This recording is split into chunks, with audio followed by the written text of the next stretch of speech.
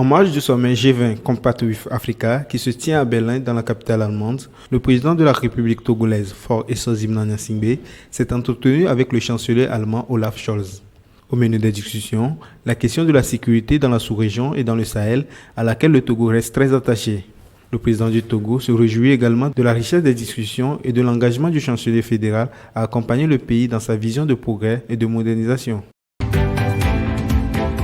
Au Togo, le ministère de l'économie numérique et de la transformation digitale vient de lancer une étude sur les besoins des startups togolaises. Le sondage initié à travers l'agence Togo Digital et soutenu par l'Allemagne dans le cadre du projet ProDigit devrait permettre aux autorités togolaises d'identifier les défis des startups en matière de levée de fonds pour leurs projets.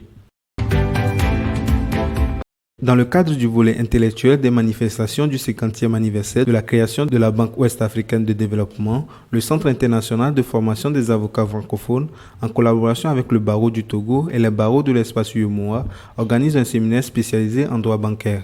Les travaux débutés depuis le 20 novembre vont permettre aux acteurs du monde judiciaire d'approfondir et d'actualiser leurs connaissances dans les domaines précis du droit bancaire et d'acquérir les moyens nécessaires pour faire face aux conflits éventuels.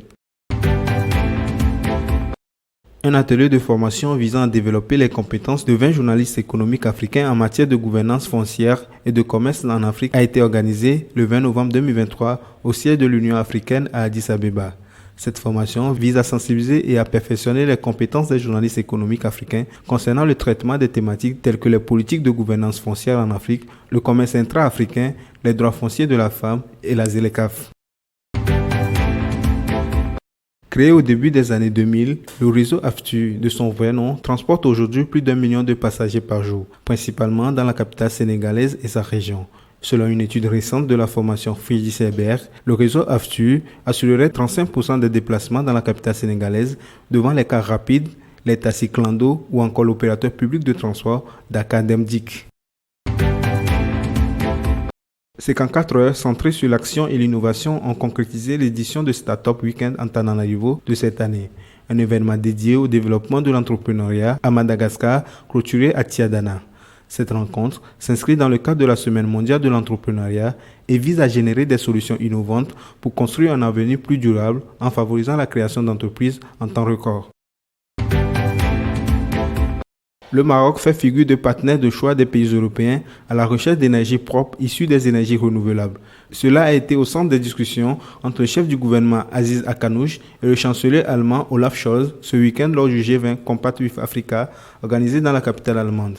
Aujourd'hui, le Maroc dispose d'une capacité d'environ 4 gigawatts d'énergie renouvelable, ce qui représente à ce stade 40% de sa capacité totale de production d'électricité et prévoit d'atteindre les 50% d'ici 2030. Une croissance d'environ 35% du commerce intra-africain bénéficiant à tous les secteurs économiques majeurs est attendue d'ici 2045 grâce à un accord portant sur la création de la zone de libre-échange continentale africaine, a appris lundi la CP de sources administratives. La Banque africaine d'import-export Afreximbank a lancé le 14 novembre 2023 au Caire, lors de la 3e foire internationale intra-africaine, un programme de gastronomie et d'art culinaire africain dans le cadre de son initiative Creative Africa Nexus. Le programme a été décrit comme une opportunité pour la promotion de la cuisine africaine et améliore également l'accès au financement pour aider à construire des infrastructures sectorielles telles que les restaurants, les franchises et des usines de production. Dans sa plus récente note d'analyse de la solvabilité du Cameroun, publiée par l'agence de notation Fitch Ratings,